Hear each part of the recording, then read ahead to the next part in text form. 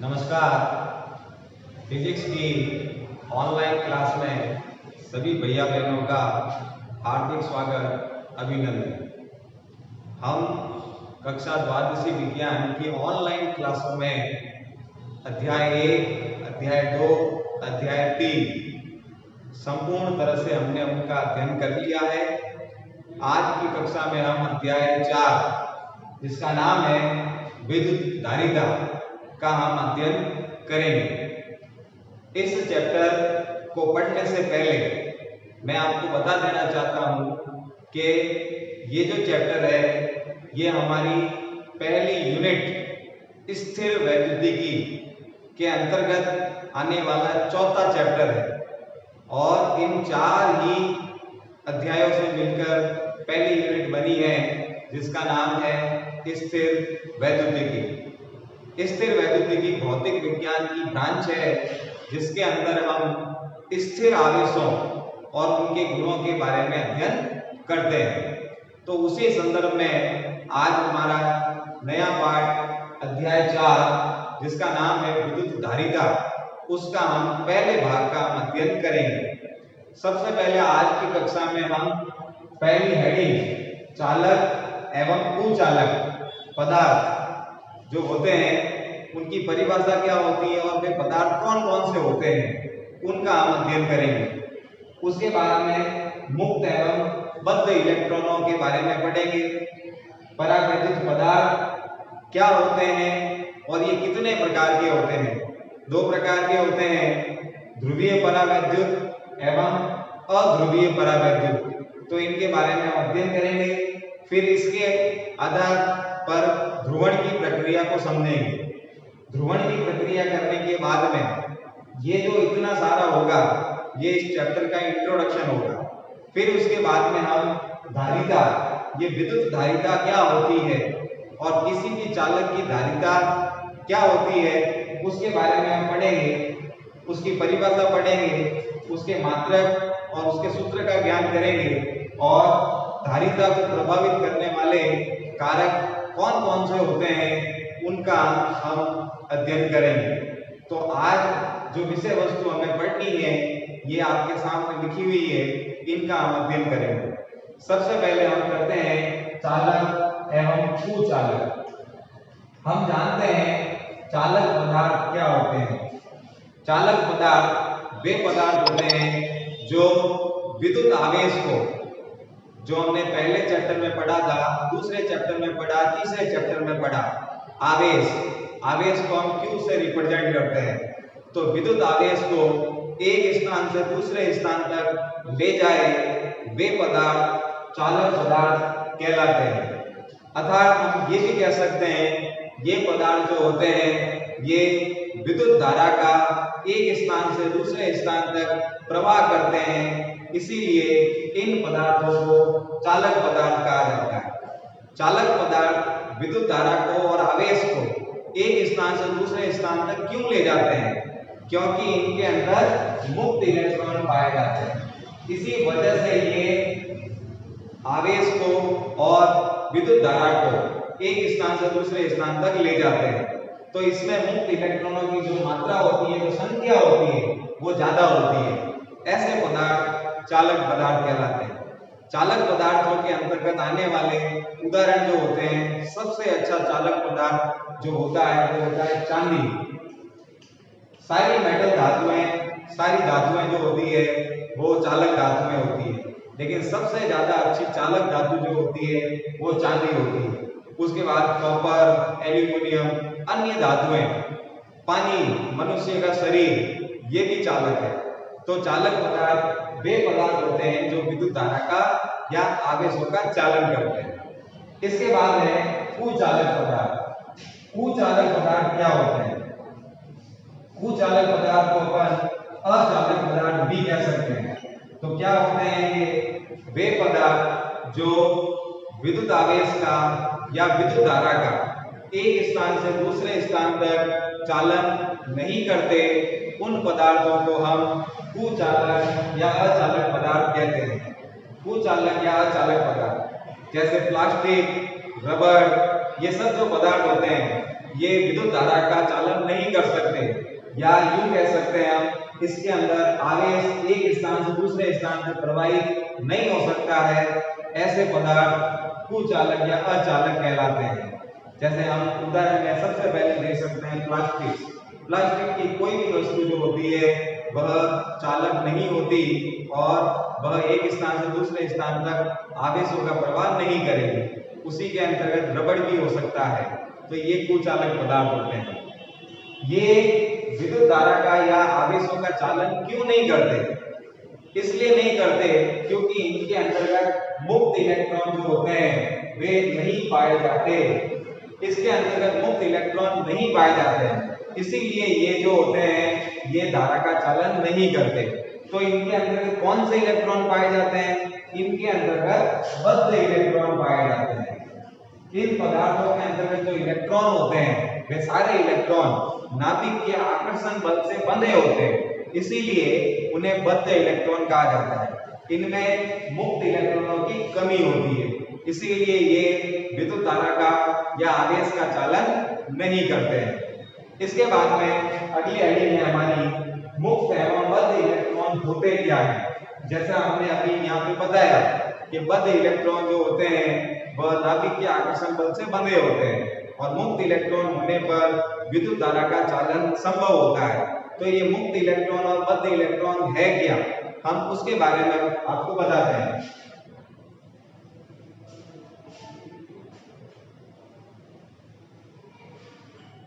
सबसे पहले हम पढ़ेंगे अब मुक्त इलेक्ट्रॉन।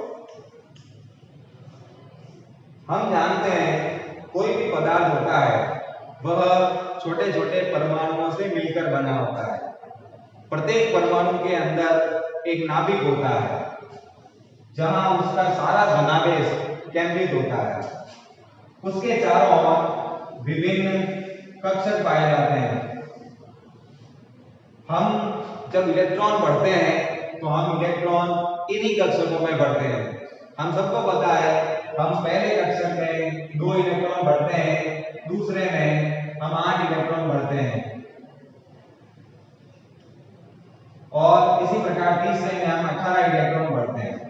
ऐसे ऐसे अन्य कक्षक भी आगे हो सकते हैं जिसमें हम इलेक्ट्रॉन भरते हैं।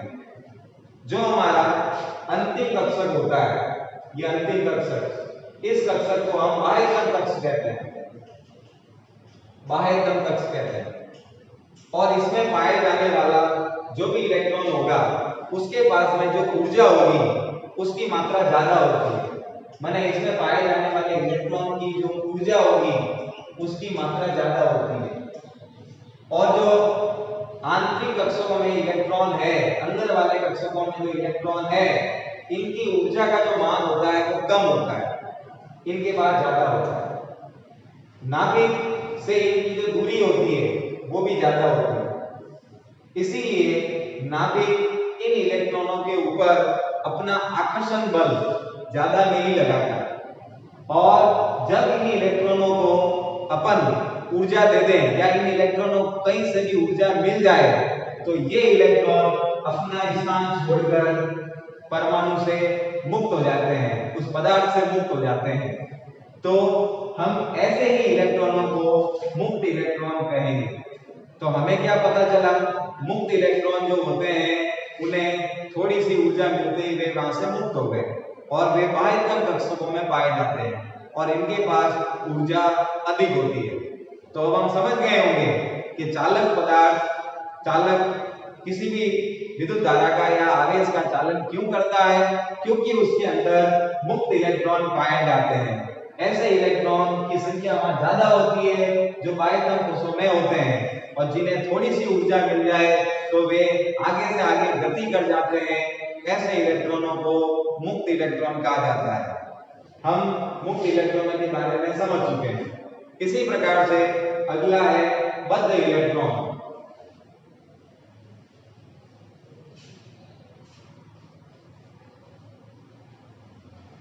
बद्ध इलेक्ट्रॉन क्या होते हैं, जैसे हम लिखते हैं बद्ध इलेक्ट्रॉन।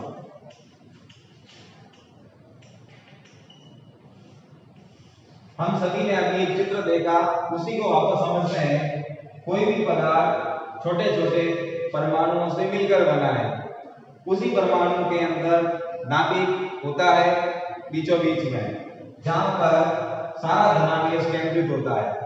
इसी के चारों ओर विभिन्न कक्षक होते हैं। इन्हीं कक्षकों में इसके इलेक्ट्रॉन भरे जाते हैं। तो हमने कहा जो अंदर कक्षक होते हैं वे कक्षक, उनमें 2 इलेक्ट्रॉन, फिर यहाँ पर 8 इलेक्ट्रॉन भरे जाते हैं। तो ऐसे ऐसे इलेक्ट्रॉन भरे जाएंगे। अंदर वाले कक्षकों के अंतर्गत जो इलेक्ट्रॉन भरे गए हैं, इनके पास जो ऊर्जा होती है उस ऊर्जा का मान जो होता है वो कम होता है, और ये नाभिक के पास में है। ये इलेक्ट्रॉन जो होते हैं ये नाभिक के पास में है, इसीलिए ये नाभिक के आकर्षण बल से बंधे होते हैं। क्यों? क्योंकि नाभिक के ऊपर आवेश है प्लस और इलेक्ट्रॉनों के ऊपर आवेश है माइनस। तो ये क्या होंगे, प्लस और माइनस के बीच में आकर्षण रहेगा, तो ये नाभिक के आकर्षण बल से बंधे होते हैं। इसीलिए ये अपना स्थान छोड़ के नहीं जा सकते। इनको कितनी भी ऊर्जा दे दी जाए ये अपना स्थान नहीं छोड़ सकते, क्योंकि ये बहुत ज्यादा प्रबल आकर्षण बल से बंधे होते हैं। इसीलिए इन इलेक्ट्रॉनों को हम बद्ध इलेक्ट्रॉन कहेंगे, क्योंकि ये नाभिक से बंधे हुए हैं। ऐसे इलेक्ट्रॉन बद्ध इलेक्ट्रॉन कहलाएंगे, और यही इलेक्ट्रॉन कुचालक पदार्थों में पाए जाते हैं। इसी वजह से कुचालक पदार्थ जो होते हैं वे विद्युत धारा का और विद्युत आवेश का चालन नहीं करते हैं, क्योंकि उनमें बद्ध इलेक्ट्रॉनों की संख्या ज्यादा होती है। तो हमने 2 हेडिंग पढ़ी। पहली हेडिंग पढ़ी चालक और कुचालक, और ये हेडिंग किनके ऊपर डिपेंड है? मुक्त एवं बद्ध इलेक्ट्रॉनों के ऊपर। तो आपने समझ लिया मुक्त और बद्ध इलेक्ट्रॉन क्या होते हैं। अगली हेडिंग है हमारी परावैद्युत पदार्थ।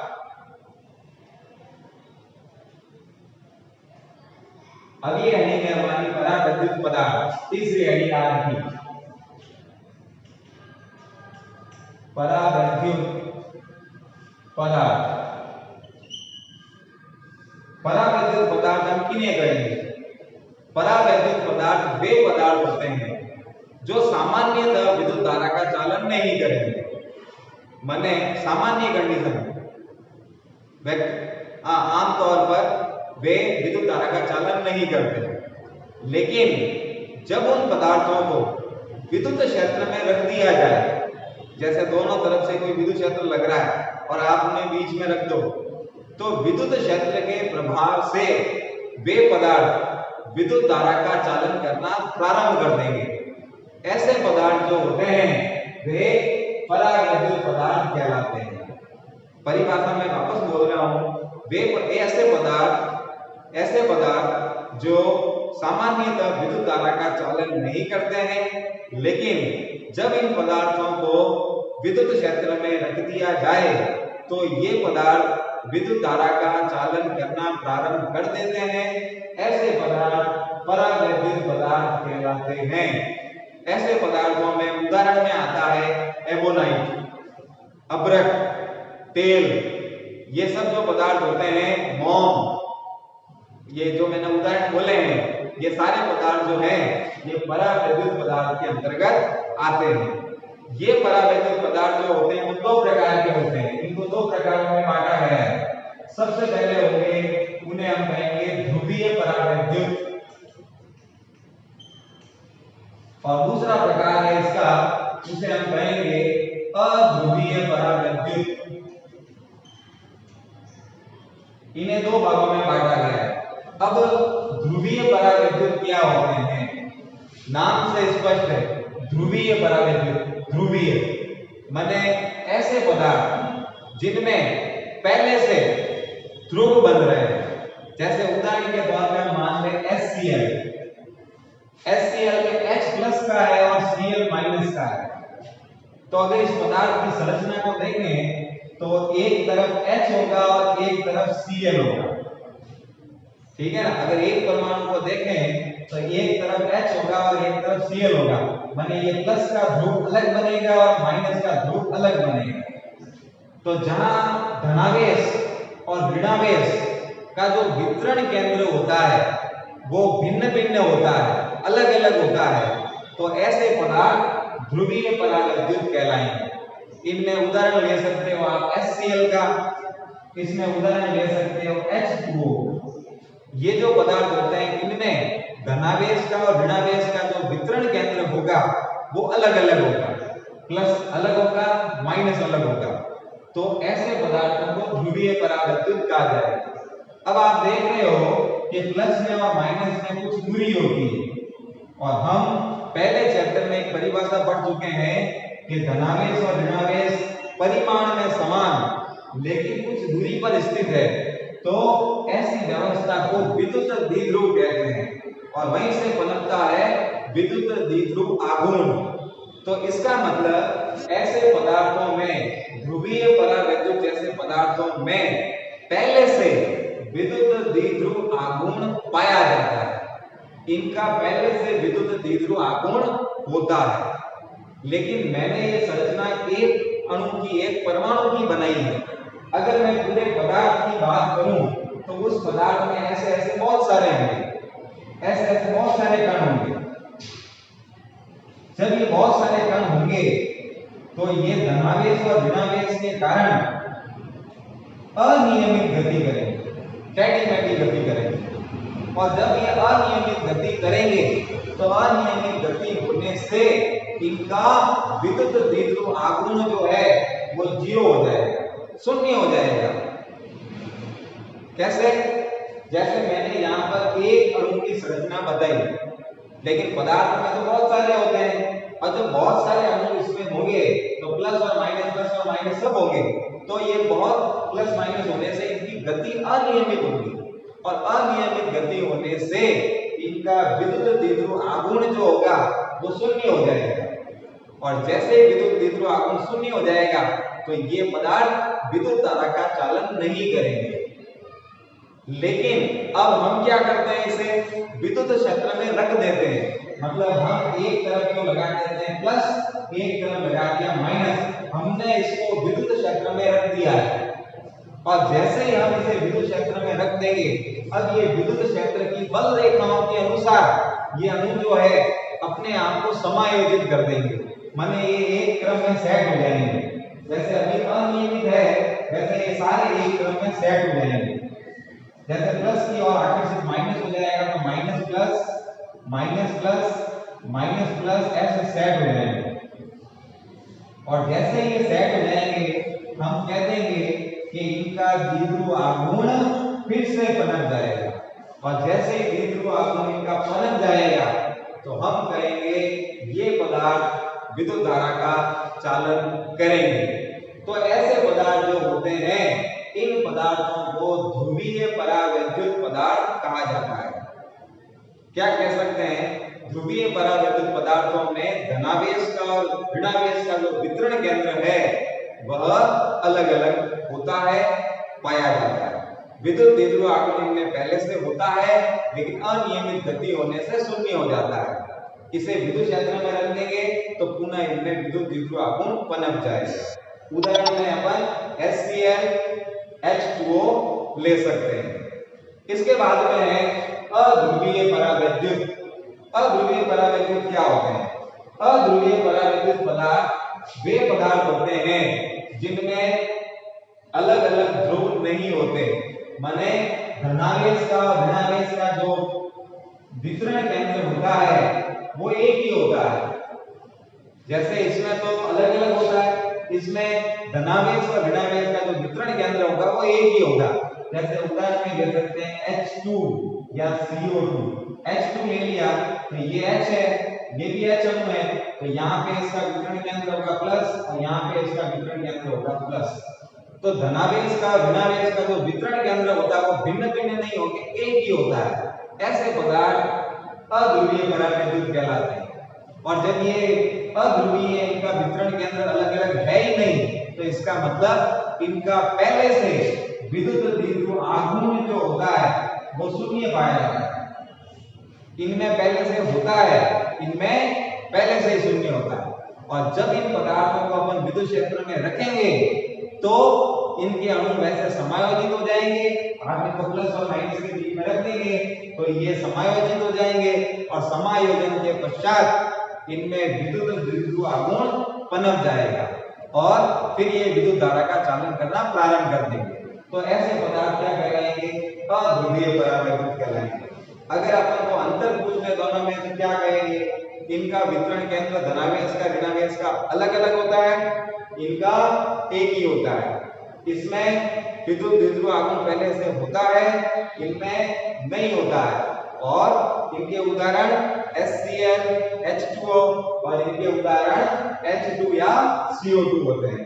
तो इस प्रकार से परावैद्युत पदार्थ दो प्रकार के होते हैं, ध्रुवीय परावैद्युत और अध्रुवीय परावैद्युत। इनके बारे में हमने पढ़ लिया। अब इसी पर आधारित एक प्रक्रिया होती है जिसको अपन ध्रुवण की प्रक्रिया कहते हैं। अब ये ध्रुवण की प्रक्रिया क्या है? ध्रुवण की प्रक्रिया का मतलब ये है कि जब हमने पदार्थ को विद्युत क्षेत्र में नहीं रखा था तो वो विद्युत धारा का चालन नहीं कर रहा था। कौन सा पदार्थ? परावैद्युत पदार्थ। और जैसे ही हमने उसको विद्युत क्षेत्र में रखा तो वह पदार्थ विद्युत धारा का चालन करने लग गया। क्यों करने लग गया? क्योंकि उनके अणु जो होते हैं वह विद्युत क्षेत्र के अनुसार समायोजित हो जाते हैं और द्विध्रुव आघूर्ण पनप जाता है, विद्युत क्षेत्र के अनुसार पनप जाता है। तो जब विद्युत क्षेत्र के अनुसार विद्युत द्विध्रुव आघूर्ण पनप जाता है और उसमें सारे अणु समायोजित हो जाते हैं और फिर वह पदार्थ विद्युत धारा का चालन करना प्रारंभ कर देता है, तो ये जो प्रक्रिया होती है पूरी, इसी प्रक्रिया को ध्रुवण की प्रक्रिया कहा जाता है। ये जो प्रक्रिया होती है जिसमें अपन ने उनके विद्युत क्षेत्र में रखा, उनके अणु अब विद्युत क्षेत्र के अनुसार समायोजित हो रहे हैं और फिर वह द्विध्रुव आघूर्ण में पनप रहा है और फिर वह विद्युत धारा का चालन कर रहे हैं। तो ऐसी ये जो पूरी प्रक्रिया होती है, इसी प्रक्रिया को हम ध्रुवण की प्रक्रिया के नाम से जानते हैं। ये प्रक्रिया ध्रुवण की प्रक्रिया कहलाती है। विद्युत द्विध्रुव आघूर्ण यहाँ पे जो होता है वो विद्युत क्षेत्र के ऊपर निर्भर करता है। तो हम इस प्रक्रिया में लिख सकते हैं, ध्रुवण की प्रक्रिया में हम लिख सकते हैं कि आघूर्ण जो होता है वह विद्युत क्षेत्र के समानुपाती होता है। तो हम लिख सकते हैं रो समानुपाती ई। जब समानुपाती नियतांक घटाएंगे तो यहाँ लग जाएगा काई ई। ये जो निशान मैंने बनाया है इसको हम काई का निशान कहते हैं। और ये जो है ये उस पदार्थ की वैद्युत प्रवृत्ति कहलाती है। ये उस पदार्थ की वैद्युत प्रवृत्ति कहलाती है। तो द्विध्रुव आघूर्ण जो पनप रहा, किसी पदार्थ के अंदर पनप रहा है, वह विद्युत क्षेत्र के कारण पनप रहा है, ये इससे समानुपाती होता है। जब समानुपाती नियतांक घटाया तो रो बराबर हो गया काई ई। यहाँ काई वैद्युत प्रवृत्ति कहलाती है उस पदार्थ की। तो ये जो प्रक्रिया होती है इसको हम ध्रुवण की प्रक्रिया कहते हैं। तो ये एक हमारा हो गया है। अब आगे है चालक की धारिता।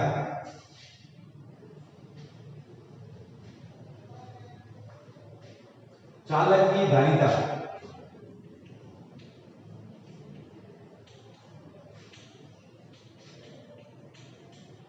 सबसे पहले मैं धारिता के बारे में स्पष्ट करके बताऊंगा कि धारिता क्या होती है। हम धारिता को समझ सकते हैं धारण करने की क्षमता। किसी भी पदार्थ के अंदर आवेश धारण करने की जो क्षमता होती है उसी क्षमता को धारिता कहते हैं। अंग्रेजी में इसको कैपेसिटी कह सकते हैं, कैपेसिटेंस। इसी से जो आगे एक युक्ति बनेगी उसको हम संधारित्र कहेंगे, उसको हम कैपेसिटर कहेंगे। तो धारिता माने धारण करने की क्षमता। अगर मैंने एक चालक पदार्थ लिया और मैं उस चालक पदार्थ के ऊपर आवेश डाल रहा हूं और वह चालक पदार्थ उस आवेश को ग्रहण कर रहा है, तो वो कितना ग्रहण कर सकता है? जितना ज्यादा से ज्यादा ग्रहण कर सकता है वह उसकी धारिता कहलाएगी। धारिता जो होती है उसको C से रिप्रेजेंट करते हैं, क्योंकि इसको कैपेसिटी कहते हैं, तो इसको C से रिप्रेजेंट करेंगे। जैसे मान लीजिए मैं एक चालक गोला ले रहा हूं और मैं इस चालक गोले पर आवेश डाल देता हूं। क्यों आवेश डाल देता हूं? तो सारा आवेश उसकी सतह पर फैल जाएगा। चालक पदार्थ के बारे में हम जानते हैं कि सारा आवेश उसकी सतह पर फैल गया। अब ये आवेश इसके ऊपर फैल गया, लेकिन मैं और डाल रहा हूं तो अब कितना उसके ऊपर फैलेगा? जितनी ज्यादा कैपेसिटी होगी उतना ही फैलेगा। तो ज्यादा से ज्यादा जितना उसने धारण कर लिया वो उसकी धारिता कहलाएगी। धारिता को C से रिप्रेजेंट करेंगे। हमको पता है कि जब हम उसके ऊपर आवेश डालेंगे तो सारा आवेश उसकी सतह पर वितरित हो जाएगा, जिसके कारण उसकी सतह पर विभव के मान में वृद्धि होगी। इसीलिए हम कहेंगे कि Q समानुपाती V।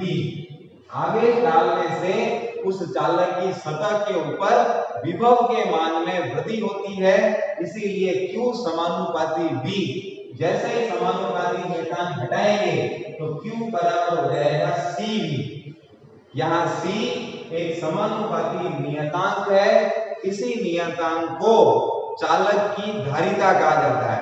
यही चालक की धारिता है। C को हम चालक की धारिता करेंगे। अगर हमें C का मान निकालना है तो क्या हो जाएगा, Q बटा V। ये इसका फॉर्मूला हो गया, चालक की धारिता का फॉर्मूला हो गया C बराबर Q बटा V। फॉर्मूला ये हो गया, लेकिन चालक की धारिता कभी Q पे और V पे निर्भर नहीं करती, वो तो किन्हीं और चीजों पे निर्भर करती है। वो हमारा अगला हेडिंग है प्रभावित करने वाले कारक, उसमें हम पढ़ेंगे। तो चालक की धारिता की परिभाषा मैंने समझा दी और उसका मात्रक और सूत्र यहाँ आ गया है। C बराबर होता है Q बटा V। ये इसका सूत्र होता है चालक की धारिता। अब इसका मात्रक क्या होता है? धारिता का जो मात्रक होता है, अगर हम उसके सूत्र से देखें तो Q का मात्रक तो होता है कूलम और V का मात्रक होता है वोल्ट। तो कूलम बटा वोल्ट इसके सूत्र से इसका मात्रक होता है, लेकिन इसका SI पद्धति में मात्रक फैराड होता है। तो धारिता का जो SI पद्धति में मात्रक होता है वो फैराड होता है, लेकिन सूत्र से देखें तो इसका मात्रक कूलम बटा वोल्ट भी होता है। ये दोनों मात्रक इसके याद करने हैं। अब हम मात्रक का ज्ञान हो गया, अब हम विमा निकालते हैं। धारिता की विमा क्या होती है?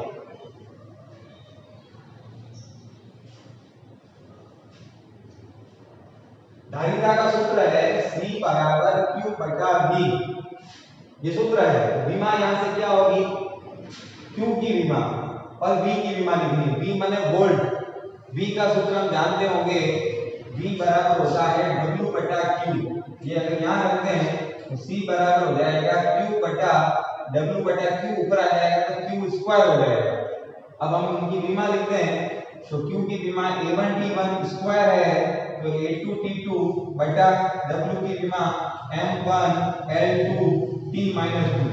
इसको हम ऊपर भेज दें तो हो जाएगी M-1, ये ऊपर जाएगा L-2, ये ऊपर जाएगा तो प्लस में हो जाएगा, प्लस का पड़ा है पहले से A4 और T4 और A हो जाएगा 2, तो A2।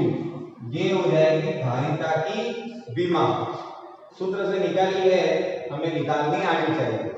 इसके बाद में है धारिता को प्रभावित करने वाले कारक, या धारिता किन किन के ऊपर निर्भर करती है, या धारिता को कैसे बदला जा सकता है, तो उसको प्रभावित करने वाले कारक क्या होते हैं? सबसे पहला कारक होता है धारिता को प्रभावित करने वाला, सबसे पहला कारक होता है किसी भी चालक का आकार या आकृति। तो हम पढ़ रहे हैं तीसरा इसमें प्रभावित करने वाले कारक। प्रभावित करने वाले कारक, सबसे पहला कारक होता है आकार और आकृति। कोई भी पदार्थ अगर छोटा है तो उसके ऊपर जब आप आवेश डालोगे तो वह कम आवेश को ग्रहण करेगा, माने उसकी धारिता का मान कम होगा। जैसे ये पदार्थ छोटा है और आपने इसके ऊपर आवेश डाला तो कितना आवेश इसकी सतह पर जा सकता है? कम जा सकता है। लेकिन अगर ये पदार्थ बड़ा है और अगर आपने आवेश डाला तो इसका मतलब ये ज्यादा आवेश ग्रहण कर सकता है, और जब ज्यादा आवेश ग्रहण करेगा तो उसकी धारिता का मान ज्यादा होगा। इसका मतलब सबसे पहले प्रभावित करने वाला कारक है आकार और आकृति। बड़ा पदार्थ ज्यादा धारिता रखता है, छोटा पदार्थ कम धारिता रखता है। ये पहला कारक हो गया। दूसरा कारक हो गया चालक के पास अन्य चालक की उपस्थिति, चालक के पास अन्य चालक की उपस्थिति। अगर हमने कोई चालक पदार्थ दिया है, उसके ऊपर हमने आवेश डाला, वो उसकी सतह पर फैल गया। अब ज्यादा आवेश वो ग्रहण नहीं कर सकता, लेकिन उसी के पास में हम दूसरा एक चालक पदार्थ लेकर आ गए और उसके समीप में लाके रख दिया, तो क्या होगा? पहले चालक का आवेश इसके ऊपर आ जाएगा। इसका मतलब पहले वाले चालक के ऊपर जगह खाली हो गई, अब हम उसको और आवेश दे सकते हैं। तो इससे क्या हुआ? पहले वाले पदार्थ की धारिता का मान बढ़ गया, वो ज्यादा आवेश ग्रहण कर सकता। तो दूसरा कारक हो गया चालक के पास अन्य चालक की उपस्थिति। अन्य चालक उपस्थित होने पर उसकी धारिता का मान ज्यादा होता है। तीसरा कारक होता है वातावरण का। वातावरण का भी इसके ऊपर प्रभाव पड़ता है। ठंडे मौसम में कोई भी चालक ज्यादा आवेश ग्रहण कर सकता है, उसकी धारिता का मान ज्यादा होगा, और गर्म मौसम में धारिता का मान कम होगा। ये भी हमें याद रखना है। तो तीन जो कारक होते हैं वो चालक की धारिता को प्रभावित करते हैं।